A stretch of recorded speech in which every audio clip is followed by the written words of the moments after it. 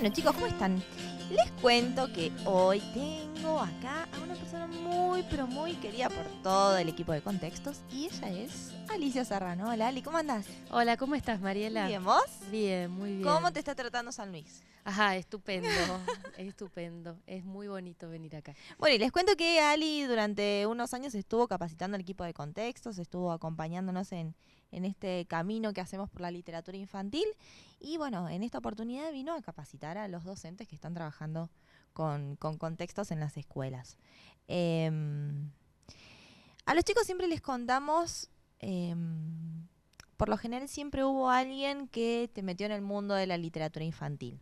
En la mayoría de los casos pasa así, ya sea de chiquitito o cuando uno va creciendo. En tu caso, Ali, ¿tuviste alguien que te fue metiendo en el mundo de la literatura, que te hizo conocer los libros, que, no sé, te acercó a esto?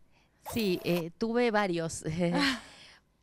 A veces uno se mete en el mundo de la literatura por cosas que parecen anécdotas o historias de familia, ¿no? Yo recuerdo algo que hacía mi abuelo, que era un juego. eh, Nosotros vivíamos con mis abuelos, además de vivir con mis padres, y mi abuelo a la hora de la siesta nos quería llevar a dormir. Y mi hermano y yo no queríamos, y que no, y que no. Y se había inventado un personaje que se llamaba Genarito. Genarito era su nieto inventado, digamos, y entonces cada vez que nosotros no queríamos ir a dormir la siesta, mi abuelo aparecía Genarito. Mi abuelo le hablaba a la sábana, se hacía un bollo ahí con la sábana y decía, ay, Genarito, mi nieto preferido. Y nosotros muertos de celos íbamos a la cama a dormir la siesta y Genarito desaparecía. La verdad que hoy en día, digamos, siendo muy grandes, mi hermano y yo, seguimos recordando a ese nieto con el que compartíamos abuelo. Y a mí me parece que lo que ahí mi abuelo estaba haciendo es crear una ficción. Y nosotros creíamos fervientemente en la existencia de Genarito. O sea, estábamos absolutamente convencidos. Me parece que ese juego a nosotros nos permitió imaginar otros mundos, otras posibilidades. Después estuvo mi abuela, que también a las horas de la siesta nos leía El Principito. La verdad es que éramos muy chicos para entender algunas cosas del Principito, pero nos enganchábamos con esos enormes baobabs que eran como unos árboles gigantescos que podían hacer mucho daño a los planetas pequeños. Y estábamos fascinados con los distintos hombrecitos que aparecían en cada planeta. Esas son algunas de las cosas que a mí me parece que nos hicieron a mi hermano y a mí querer leer. Después mi papá era diariero y traía todas las colecciones. En esa época muchos libros salían a través de los kioscos de diarios y nos traía todas las colecciones y la verdad que yo empecé a leer así todo lo que caía en mis manos y tenía en general, seguía como una novela a la tarde, a la hora de la siesta y otra a la noche. Iba haciendo como dos lecturas paralelas. Pero sí, yo creo que mis abuelos y mi papá, digamos, fueron quienes me metieron así de lleno. De hecho, a mi papá le debo la biblioteca que tengo hoy, que él la fue comprando minuciosamente a lo largo de mi vida y me decía, no vas a haber leído todos estos libros, ¿no? Y la verdad es que todavía tengo esa biblioteca porque eran cientos de ejemplares, digamos, tengo libros sin leer y siempre digo qué bueno porque se renueva frente a cada mirada, ¿no? Seguro. Bueno, Alice, nosotros a los chicos siempre les contamos que, bueno, traemos gente que se dedica a distintas cosas dentro de la literatura infantil. ¿Por qué no les contás qué es lo que haces vos dentro de la literatura infantil? Bueno, yo hago dos cosas dentro de la literatura infantil. Una que es quizás la más simpática para los chicos es que narro cuentos oralmente. ¿Qué es esto de narrar cuentos? Lo que hacemos los narradores es enamorarnos de cuentos que nos han llegado por el oído, que hemos escuchado a distintas personas, o de cuentos que encontramos en los libros, que escriben grandes maestros de la literatura y de la literatura infantil en particular. Y cuando nos enamoramos de ese cuento, tenemos tal amor que tenemos ganas de transmitirlo oralmente y contárselo a otros. Entonces lo preparamos, lo ensayamos, elegimos la mejor forma de decir esas palabras y vamos por las escuelas, vamos por los bares, vamos por distintos teatritos contando estos cuentos. Y además lo que hago es dar talleres de narración a los docentes, porque yo creo que los maestros son unos buenos cuentacuentos dentro de sus aulas, y lo que hacemos es trabajar algunas técnicas para ampliar esas posibilidades. La otra cosa que hago es esto de ser especialista en literatura infantil, y que la verdad que es un trabajo muy lindo, que me la paso leyendo libros que se editan para chicos y viendo, bueno, cuáles son los aciertos, cuáles son los problemas de algunos de los libros, y viendo y armando con docentes qué recorridos de lectura se puede hacer con los chicos en las aulas, ¿no? Bueno, cuando hablamos de recorridos lectores, como lo decíamos ayer con los docentes, creo que es un amplio abanico el que se nos abre, ¿no? Porque, bueno, para los chicos que están ahí del otro lado, cuando hablamos de un recorrido de lectores, bueno, qué libro me lleva a otro libro y ese otro libro a otro, y bueno, muchas veces eso se arma sobre la marcha cuando uno lleva ese recorrido lector. Ahora, a la vez hay veces que los adultos armamos cosas para los chicos. Entonces, bueno, desde ahí elegimos por dónde hacer ese caminito. Y me parece que el hecho de la ficción hace que sea innumerable las posibilidades de caminos lectores a seguir. Porque, bueno, eso es lo que nos pasa un poco con las chicas cuando vamos a las escuelas. ¿Cómo ves vos esto, Ali? Sí, a mí me parece que la idea más interesante es que cada libro invita a otro. Invita a otro porque en realidad todos los libros forman como un gran tapiz que es nuestra cultura, digamos. Entonces, es cuando uno cierra un libro, está cerrando uno, pero abre la posibilidad del otro libro. A mí me parece que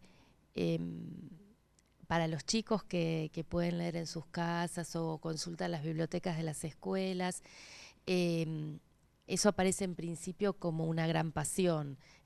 Me gustaron los cuentos de Ricardo Mariño, por ejemplo, y entonces voy a ver en la biblioteca todos los cuentos de Mariño que hay y voy a seguir. Pero resulta que Mariño escribe con mucho humor y a lo mejor me gusta a mí el humor, y le pregunto a la bibliotecaria, ¿eso es bueno? O a la maestra, o algún adulto que tenga cerca, ¿qué otros cuentos de humor puedo contar? Y entonces ahí descubro toda la obra de Emma Wolf, que escribe con un humor desopilante, o de Luis María Pesetti, que además de escribir mucho, canta muy lindo. Y entonces ahí mi recorrido es por el humor. Pero a lo mejor me gusta un tema, y me encantan las historias de piratas, o las historias de vampiros, o las historias de brujas, y entonces ahí voy armando, a partir de los personajes, un otro recorrido. Lo interesante de estos recorridos es que hay muchas personas que nos pueden ayudar a hacerlos. Nos puede ayudar la maestra, nos puede ayudar la bibliotecaria, nos pueden ayudar los papás, pero también nos pueden ayudar los amigos. Che, mirá, ¿sabés que leí esto? Está buenísimo. Entonces ahí hay un amiguito que nos da una puerta a otro libro. Y así se va armando nuestro caminito y nos vamos armando como lectores.